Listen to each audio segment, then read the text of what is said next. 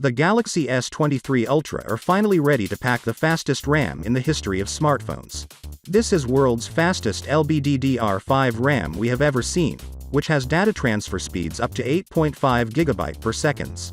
This is actually 1.3 times faster than the previous generation, that has 20% better power efficiency thanks to deeper collaboration with Qualcomm.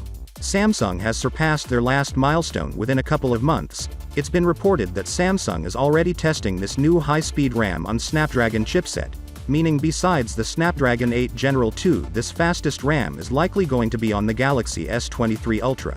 Definitely this will enhance the user experience with new features and improve the performance for high-speed data services.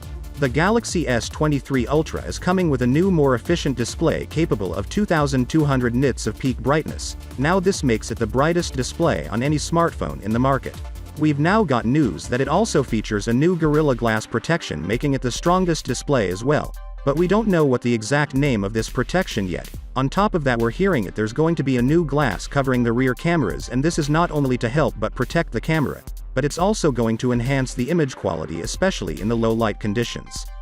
We've got a new report that Samsung is going to go back to hosting live launch events where people are going to attend in person, and the first one is going to be for the Galaxy S23 series.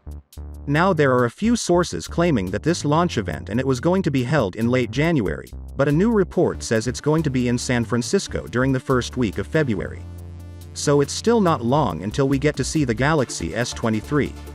The Galaxy S23 Ultra will have the best gaming performance on any flagship device thanks to the Snapdragon 8 General 2. The Geekbench scores of this next-gen Qualcomm processor has recently shown up, revealing its CPU capability. But most importantly, leaked Geekbench doesn't measure the graphic performance, even though Qualcomm failed to surpass Apple in the CPU game, but now they have officially beaten Apple in terms of GPU power. Surprisingly, 8 General 2 has a stronger GPU performance than the Apple's A16. In fact, not only the Qualcomm, but the future's MediaTek Damage, the 9200 chip, also has an impressive graphical power that even left behind the Apple J16 Bionic. So, without being said, let me know your thought in the comment below, and if you are new here, please subscribe. Peace out.